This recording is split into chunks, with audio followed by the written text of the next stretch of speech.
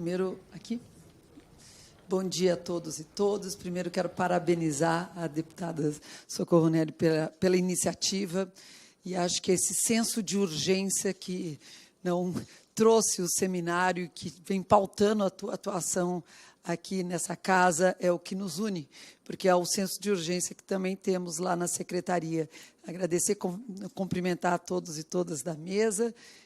Eu fiz uma pequena apresentação, um pouco para contar o que a gente, lá na Secretaria Nacional de Mudanças do Clima, começamos a fazer, já estamos fazendo.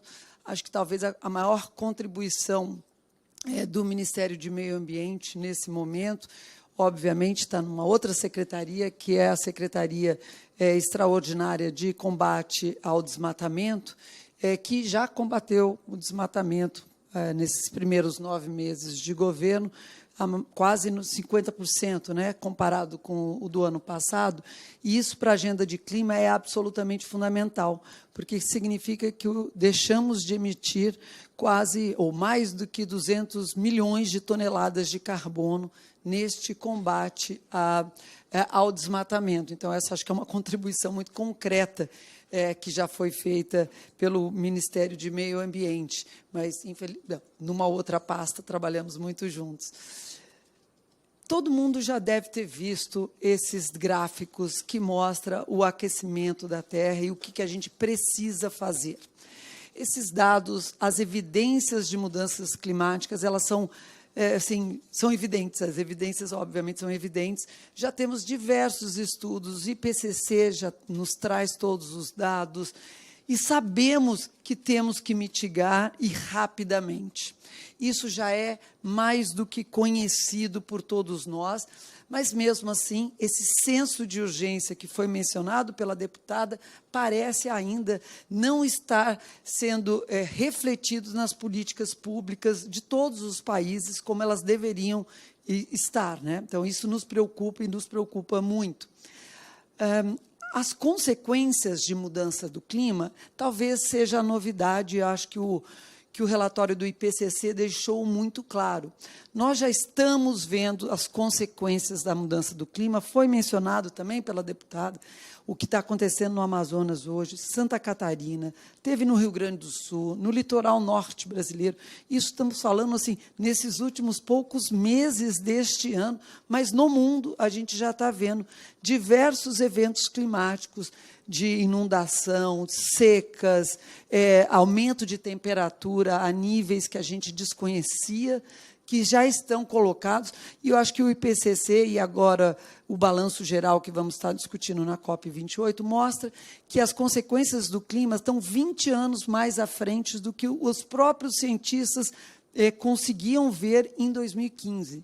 Então, mostra que a consequência já está aqui. E o Brasil é um dos países mais vulneráveis, infelizmente. Esses eventos climáticos que a gente já está vivendo estão tendo não só perdas de vidas, que é o mais importante, mas consequências econômicas impressionantes.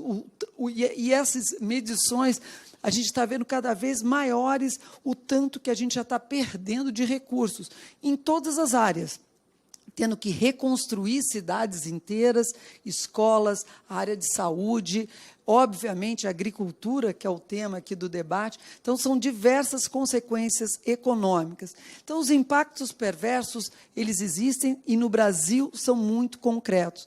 Já são mais de 93% dos municípios já estão sendo atingidas, 4 milhões de pessoas, muitas casas danificadas, prejuízo econômico, são bilhões do que a gente está falando. Então, enquanto a gente fica lá brigando pelos 100 bi que os países desenvolvidos ainda não fizeram, a gente já está aqui pagando outros bilhões. Então, elas já estão acontecendo. E esses eventos extremos, no Brasil, pelo menos, eles estão cada vez mais frequentes. Então, a gente consegue ver que eles estão, com os anos, eles estão acontecendo com mais frequência e a gente sabe aonde eles estão acontecendo. Sabemos que os nossos municípios, eles não têm uma capacidade de se adaptar à mudança do clima como deveriam. E a maioria dos nossos municípios, a gente já sabe que municípios são esses, aonde eles estão localizados. Sabemos também que quais são os municípios com os maiores riscos climáticos. A gente consegue ver aonde eles estão, o que eles estão fazendo. Já temos os dados, né, quais são os municípios que estão mais vulneráveis a inundações, enxurradas e alagamentos. Agora estamos vendo seca, mas já temos os dados, CEMADEM, Ministério de Ciência e Tecnologia, já nos trazem todos esses dados. Então, a adaptação às mudanças do clima, mitigar é óbvio. Eu sempre vejo mitigação como uma primeira ação de adaptação, porque se a gente não mitigar, não adianta enxugar o gelo, mas mitigação é uma primeira, mas também temos que adaptar, ela não é mais uma opção, ela é uma necessidade, tanto no Brasil quanto lá fora. Agora, tem diversas maneiras de fazer tanto mitigação e adaptação, e acho que esse seminário é exatamente sobre isso. É como é que a gente vai fazer a mitigação e a adaptação, e o que nos guia na Secretaria é a Justiça Climática, para ambas as ações. Ou seja, a gente tem que conhecer as capacidades dos municípios, as capacidades, quem são as pessoas que estão sendo atingidas, quais são os setores que estão sendo atingidos, para a gente modular a política pública e assegurar que os mais vulneráveis serão os primeiros beneficiados. Então, da nossa perspectiva, a gente tem que atualizar a Política Nacional de Mudança do Clima, o Comitê Interministerial, a gente já está fazendo isso, elaboração de planos, eu vou entrar em mais detalhes, são os planos setoriais e eles têm que ser detalhados.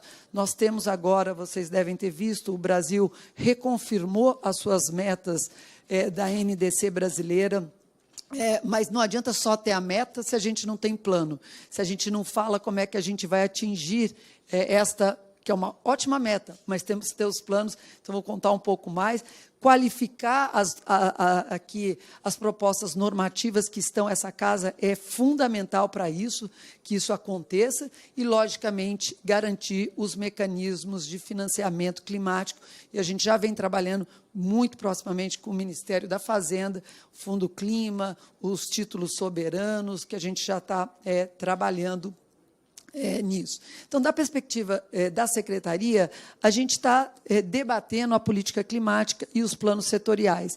E agora foi decidido, que é presidido pela Casa Civil, no Comitê Interministerial, que são 19 ministérios, que nós vamos ter um novo plano clima e os planos setoriais, e aí os meios de implementação. Quais são os planos setoriais de mitigação que foram decididos, que vão ser elaborados? São esses 9, do lado esquerdo, em vermelho. Agricultura e pecuária estão dentro, obviamente, já tem colocado, mas segurança alimentar e nutricional é um dos planos de adaptação que vão ser colocados, mas tem outros que afetam, por exemplo, igualdade racial e combate ao racismo, povos e comunidades tradicionais. Como eu disse, na área de adaptação, não adianta você só ter um plano nacional muito amplo. Você tem que olhar nas especificidades daquela população ou especificidades regionais ou setoriais, e é isso que a gente está planejando. São 9 de mitigação e 14 de adaptação. Já começamos esse trabalho, alguns de vocês participaram, já tivemos 2 grandes seminários, um de justiça climática e adaptação, e o outro de emergência climática e justiça climática, que é quando o desastre está acontecendo. Então, a gente já teve 2 grandes seminários, e a gente agora vai começar com os planos setoriais detalhados.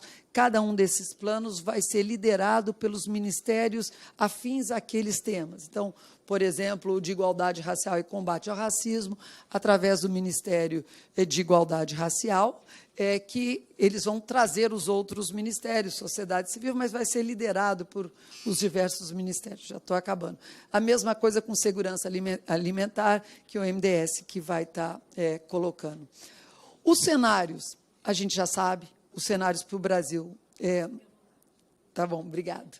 Os cenários, a gente já sabe, o aumento de temperatura no Brasil vai subir.